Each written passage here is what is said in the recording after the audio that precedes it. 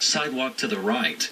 Bikers flooded downtown city streets with waves of riders before zooming onto I-70, heading into Illinois, immediately doing dangerous stunts.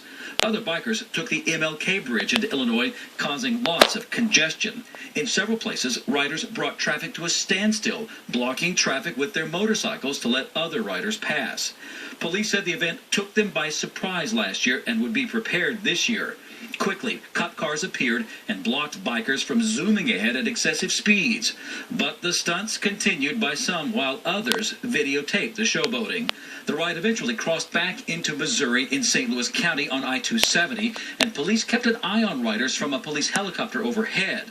There was at least one accident on I-270 at Bellefontaine. It appeared to involve two motorcycles and one car. An ambulance was called, but it didn't appear any injuries were serious.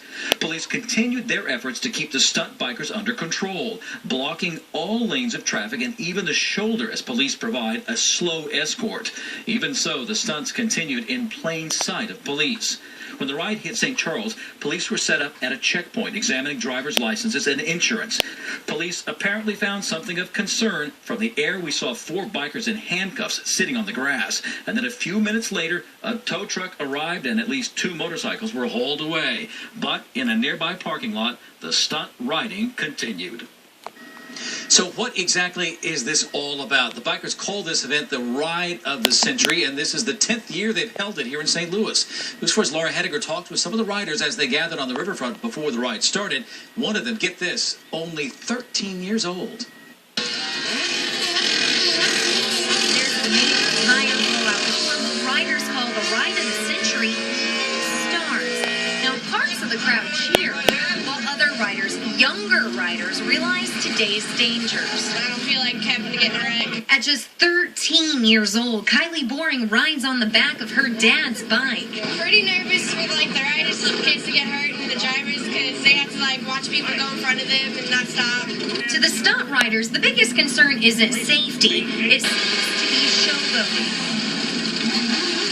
Now while I'm filming this ride to bring it to you on News 4, a lot of the bikers I spoke with say they want to film parts of this ride to put it up on YouTube later. I don't do any stunts or anything. I usually film other people doing stunts. Hundreds of bikers like Adam Kaminsky are equipped with cameras, filming all parts of this ride. Some of the people might go online, see that, and think you guys are showing off that people are breaking the law. What do you have to say about that?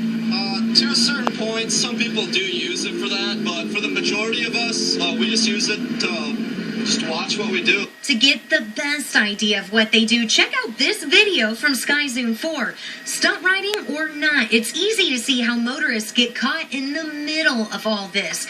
And moments after the ride officially begins, riders on I-70 pop up on one wheel, a wheelie and drive standing up.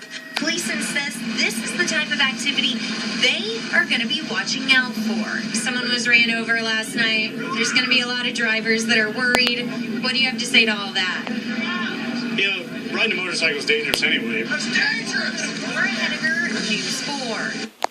We understand there are no plans for any more massive group rides like the one held this afternoon, but we do want to let you know that many of those riders are still here in town through the weekend, so it's possible you could see some of this on the highway tomorrow.